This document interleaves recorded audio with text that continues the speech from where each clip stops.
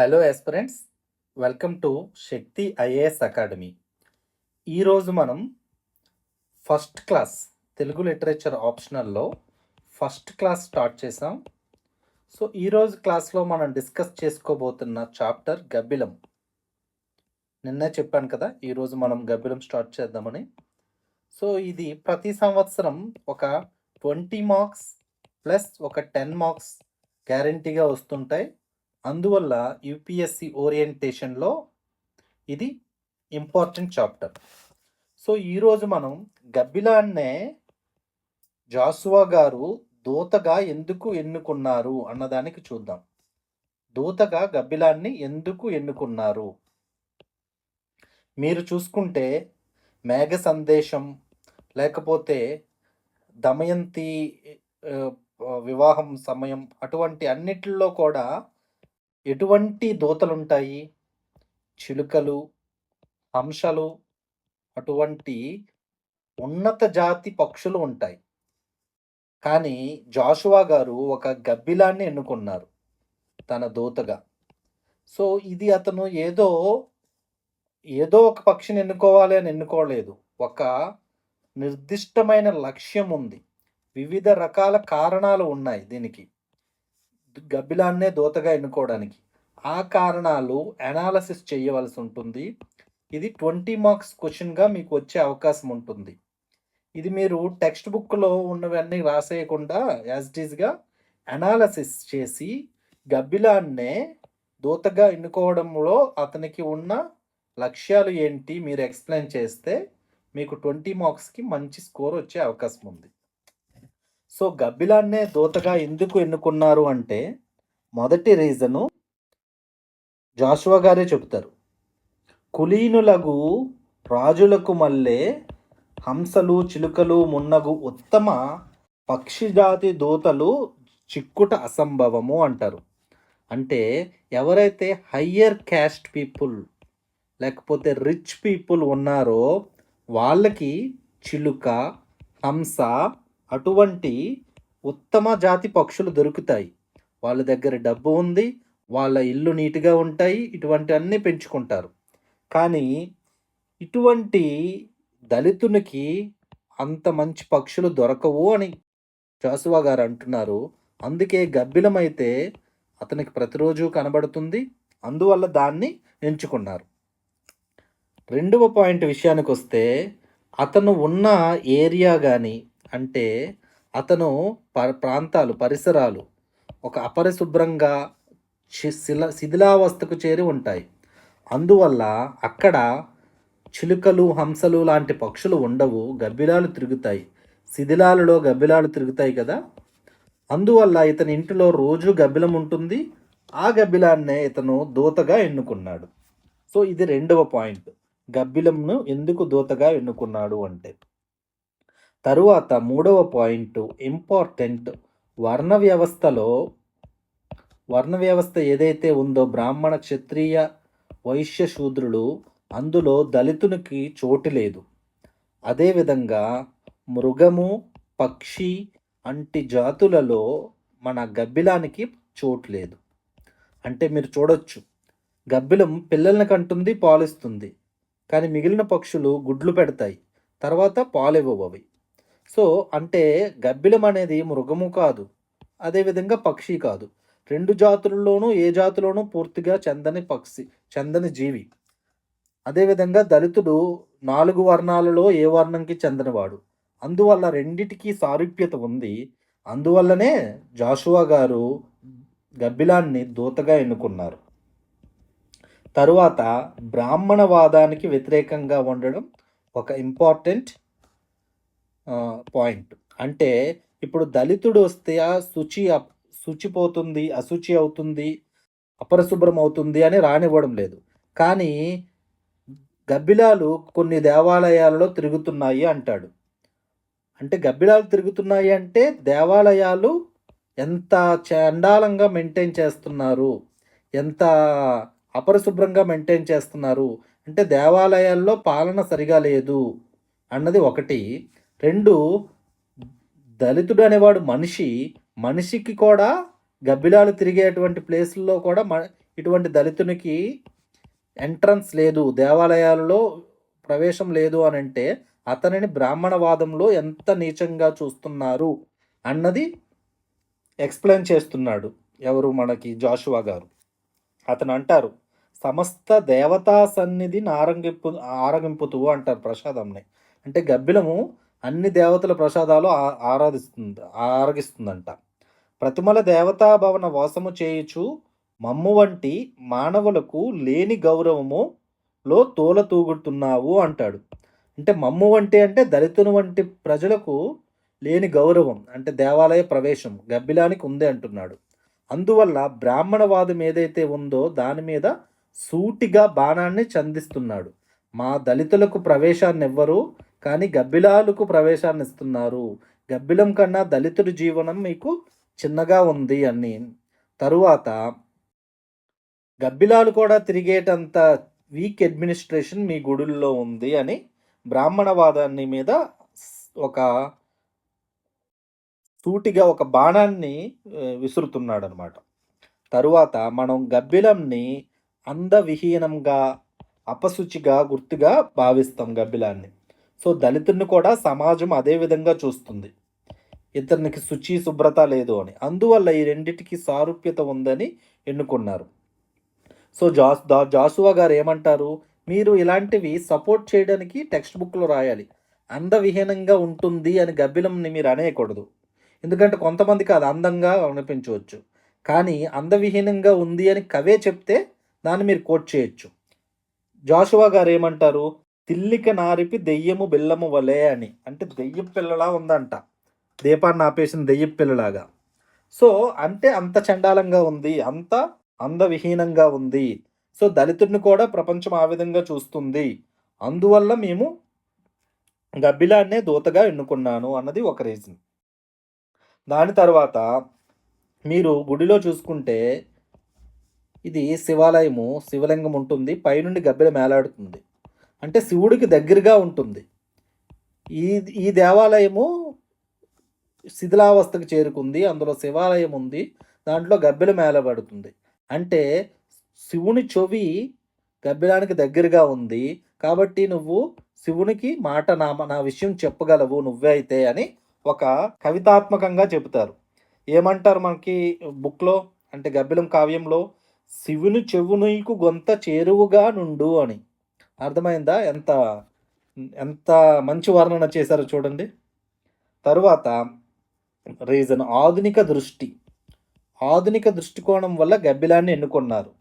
అంటే మీరు చూసుకుంటే దూత అనేది ఇదివరకులో శ్రేష్టమైనది, అందమైనది, ఉన్నత జాతికి చెందిన చిలుక, హంస అటువంటివి ఉండేవి. కానీ ఆధునిక దృష్టికోణంలో పూర్వం అవమానింపబడినవన్నీ కూడా ఇప్పుడు గొప్పగా చెప్తారు. ఫర్ ఎగ్జాంపుల్ మీరు కర్ణుడు చూసుకుంటే భారతంలో కర్ణుడిని గొప్పగా పొగడరు, కానీ మనకి ఆధునిక యుగంలో మన ఎన్టీఆర్ సినిమాలు కానీ అందులో కానీ కర్ణుడు హీరోగా చూపెడతారు. అంటే పూర్వం అగౌరవంగా చూసిన పాత్రలను ప్రస్తుతం గౌరవంగా చూడడం ఒక ఆధునిక లక్షణం అన్నమాట.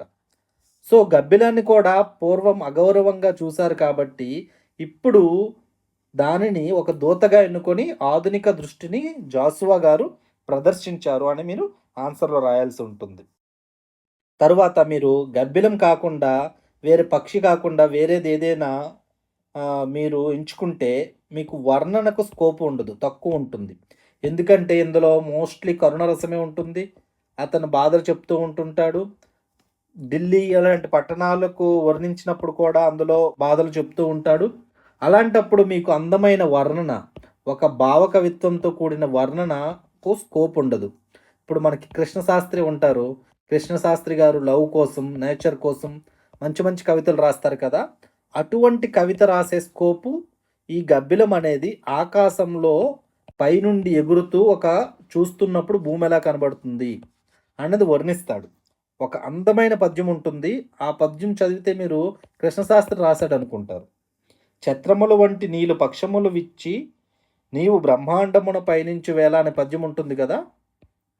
సో అంత మంచి వర్ణన, నీది నీలి పక్షాలు అంటే నీళ్ళు రెక్కలు విడిచి బ్రహ్మాండం ఆకాశంలో నువ్వు చూస్తున్నప్పుడు నీ వ్యూ ఎలా ఉంది, ఆ వ్యూని ఎక్స్ప్లెయిన్ చేశాడు. అంత నీట్గా వర్ణన చేయగలిగింది ఎందుకు అని అంటే అతను గబ్బిలం వంటి పక్షిని ఎంచుకోవడం వల్లనే. సో ఇది ఒక ఇంపార్టెంట్ రీజన్. తరువాత రీజన్ 8 రీజన్స్ అయ్యాయి కదా! తరువాత రీజను ఇద్దరిది రాత్రులు నిద్ర ఉండదు. అంటే ఇప్పుడు మీరు చూసుకుంటే రాత్రంతా కూడా గబ్బిలంతో దళితుడు మాట్లాడుతూనే ఉంటాడు. మార్నింగ్ అయ్యాక డ్యూటీకి వెళ్ళిపోతాడు. ఎటువంటి కష్టం లేకుండా. అంటే నైట్ నిద్ర లేకపోయినా మార్నింగ్ డ్యూటీకెళ్ళే కెపాసిటీ ఎలా వచ్చింది? అతనికి నైట్ నిద్ర లేకపోయినా తెల్లవారు డ్యూటీకెళ్ళడం అలవాటయింది ఇదివరకు. అంతే రాత్రులు ఇతనికి నిద్ర లేదు. అదేవిధంగా గబ్బిలం కూడా రాత్రులే సంచరిస్తుంది. వీరిద్దరూ కలుసుకోవడానికి ఒక టైం కుదిరిందనమాట. వేరే విధంగా అయితే టైం కుదరదు. అంటే ఇప్పుడు చిలుక తీసుకుంటే చిలుక పగలు తిరుగుతుంది. ఇతను పగలు డ్యూటీకి వెళ్ళిపోతాడు. పనికిలోకి వెళ్ళిపోతాడు. నైటే కూర్చొని ఉంటాడు. నైట్ గబ్బిలం వచ్చింది. కలిసి ఇద్దరు మాట్లాడుకున్నారు. సో, నైట్ తిరిగే పక్షి ఒక గబ్బిలం ఉంది కాబట్టి దాన్ని ఎన్నుకున్నారు. ఇంకొకటి గుడ్లగూబ కూడా ఉంటుంది. మీలో ఎవరైనా గుడ్లగూబను తీసుకొని ఒక కావ్యం రాయండి. అది కూడా ప్రాచుర్యం పొందుతుంది. సో, ఇందుకు జాషువా గారు గబ్బిలాన్ని ఎంచుకోవడానికి ఒక రీజన్ ఇది. తరువాత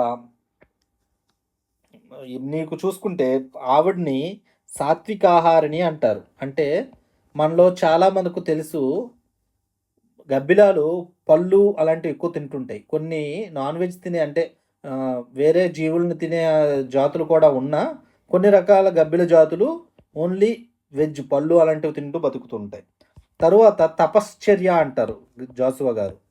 తపశ్చర్య అంటే ఏంటి? ఇందాక చెప్పాను కదా! ఇలా తలకిందులుగా తపస్సు చేస్తుందంట అది శివుడి దగ్గర. సో, ఈ సాత్విక ఆహారం తింటున్నావు, తపస్సు చేస్తున్నావు. అందువల్ల నువ్వు మునిలాగా తయారయ్యావు. నీ మనసు చాలా వెన్న వంటిది ఇవన్నీ చేయడం వల్ల. అందువల్ల నా బాధ నీకు చెబితే నీకు అర్థమవుతుంది. సాత్విక ఆహారని అని పదం వాడుతారు. తపశ్చర్య అని కూడా వాడుతారు. అందువల్ల ఈ రెండిటికి కుదిరే నీ వంటి వెన్న వంటి మనసుకు నా బాధ అర్థమవుతుంది అని కూడా జాషువా గారు చెప్తారు. అందుకే అతను గబ్బిలాన్ని ఎంచుకుంటారు. సో ఇప్పుడు మీరు రీజన్స్ చూస్తే 10 రీజన్స్ కరెక్ట్గా చెప్పాను. ఈ 10 కూడా మీరు రాయొచ్చు. ఇంకొక రీజన్ చిన్న రీజన్ ఏదైనా పెట్టాలి అని అంటే ఇద్దరిది కూడా తలకిందులు తపస్సే. ఎందుకు? జాషువా గారు వర్ణ వ్యవస్థలో దళితుడి స్థానం కోసం తలకిందులుగా తపస్సు చేస్తున్నారు. భగీరథ ప్రయత్నంలాగా. దళితులు దేశంలో బాగుపడాలి అని ఒక తపస్సు చేస్తున్నారు. అదేవిధంగా ఈ ఈ పక్షి కూడా, ఈ పిట్ట కూడా, గబ్బిలం కూడా ప్రతిరోజు తలకిందులుగా తపస్సు చేస్తుంది. ఈ రెండిటికి ఒక సారూప్యత కుదిర్చి గబ్బిలాన్ని ఎన్నుకున్నారు. సో ఇక్కడ చూడండి మీరు సాత్విక ఆహారం తింటుంది, తపశ్చర్య చేస్తుంది. ఆ రెండిటి వల్ల మునిలా తయారయ్యింది. అందువల్ల ఇతరుల బాధలను అర్థం చేసుకొని జాలి కలిగినది అంటారు. దానికి పదాలు కూడా ఆ విధంగానే వాడుతారు జాషువా గారు. అంత మంచి వర్ణనలు చేశారు కాబట్టి అతను మహాకవి అయ్యారు. ఈ 10 పాయింట్లు, 11 పాయింట్లో 10 పాయింట్లు మీరు ఇంట్రో జాషువా గారు క్వశ్చన్ అడుగుతారు. ఏమని అడుగుతారు క్వశ్చను? జాషువా గారు గబ్బిలాన్నే దూతగా ఎన్నుకోవడంలో ఉండే లక్ష్యం ఏంటి? జాషువా గారు గబ్బిలాన్నే దూతగా ఎందుకు ఎన్నుకున్నారు? దాని యొక్క లక్ష్యాలు ఏంటి అని అడిగితే మీరు ఇంట్రోడక్షన్ ఏం రాస్తారు?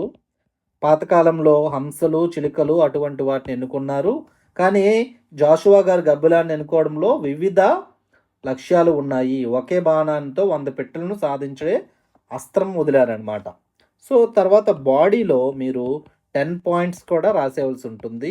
ఏదైనా ఒక డయాగ్రామ్ వేయండి. ఇందాక చూపించాను కదా, ఇలాగా శివుడి దగ్గర వేలాడడం, ఏదో ఒక డయాగ్రామ్ మీరు వేయండి. సో ఇంట్రొడక్షన్, బాడీలో ఈ 10 పాయింట్స్ రాస్తారు. తర్వాత కన్క్లూజన్, ఈ గబ్బిలాన్ని పంపించడం వల్లనే శివుడు మాట విన్నాడు. అందువల్లే పార్ట్ 2 గబ్బిలం 2వ భాగంలో మంచి గాలులు, అభ్యుదయ లక్షణాలు, దళితులు బాగుపడుతున్నారు అన్నట్టు చెబుతాడు. అంటే ఇటువంటి గబ్బిలాన్ని ఎన్నుకోవడం వల్లనే అది సాధ్యమైంది అనేది మీరు కన్క్లూజన్లో చేయాల్సి ఉంటుంది. సో ఈ 10 పాయింట్స్ మీరు ప్రజెంటేషన్ చేసే విధానం బట్టి మీకు మంచిగా ప్రజెంట్ చేయగలిగితే 20 మార్క్స్కి 14 to 15 మార్క్స్ కూడా వచ్చే అవకాశం ఉంటుంది. అది మీరు ప్రజెంటేషన్ చేసే విధానంలో డిపెండ్ అయి ఉంటుంది. So hope I'm very clear. ఒక్కసారి 10 పాయింట్స్ మనం రివిజన్ చూసుకుంటే, గబ్బిలాన్ని ఎందుకు అనుకున్నారంటే కులీనులగా రాజులకు దొరికినట్టు ఇతనికి హంసలు, చిలుకలు దొరకవు. ఇతని పరిసరాల్లో ప్రతిరోజు కనిపించేది ఇతనికి గబ్బిలమే. వర్ణ వ్యవస్థలో దళితునికి స్థానం లేనట్టే మృగ, పక్షి జాతుల్లో గబ్బిలానికి స్థానం లేదు. బ్రాహ్మణవాదానికి ఒక బాణాన్ని గురిపెట్టడం కోసం గబ్బిలాన్ని ఎన్నుకున్నారు. అందవిహీనంగా గబ్బిలం ఉంటుంది, దళితులు ఉంటారని అంటున్నారు. చెవి నీకు శివుడి చెవి దగ్గరగా ఉంటుంది దేవాలయంలో వేలాడుతున్నప్పుడు. ఆధునిక దృష్టికోణం ఒకటి. వర్ణనకు స్కోప్ అనేది ఇటువంటి పక్షిని ఎన్నుకోవడం వల్లే కలుగుతుంది. ఇద్దరికీ రాత్రులు నిద్ర లేకుండా ఉంటుంది. అందువల్ల ఇద్దరూ కలవగలిగారు. ఆమె సాత్విక ఆహారిని తపశ్చర్య చేస్తూ ఉంటుంది. అందువల్ల ఇతని బాధ క్లియర్‌గా అర్థమవుతుంది. ఈ 10 పాయింట్లు మీరు రాయగలిగితే మీకు మంచి మార్కులు తప్పకుండా వస్తాయి. ఇంత డెప్త్, ఇన్ డీటెయిల్డ్ అనాలిసిస్ మీకు పేపర్‌లో ఉండాలి. ఇది మీరు ఎక్కడో కోచింగ్‌లో మీకు ఎవరు కూడా చెప్పరండి. మనం ఓవర్ ద ఇయర్స్ బాగా అనాలిసిస్ చేసి మంచి స్టాండర్డ్ బుక్స్ చదివి ఓన్‌గా థింక్ చేసి తీసుకొచ్చిన పాయింట్స్ ఇవి. మీరు ఏ బుక్ చదివినా అవి దొరకవు. ఏ మెటీరియల్స్ చదివినా దొరకవు. లేకపోతే ఏ కోచింగ్‌లో కూడా దొరకవు. సో, ఇలా మనది అన్ని క్లాసెస్ కూడా క్వాలిటీగా ఉంటాయి. సో, హోప్ ఈ క్వెషన్ వస్తే మీరు మంచిగా ఎగ్జామ్‌లో రాస్తారని కోరుకుంటున్నాను. ఉంటా ఇక. ఈరోజు క్లాస్ క్లోజ్ చేస్తున్నాం. డౌట్స్ తర్వాత మనం చూద్దాం ఇప్పుడు. రికార్డింగ్ క్లోజ్ చేశాక.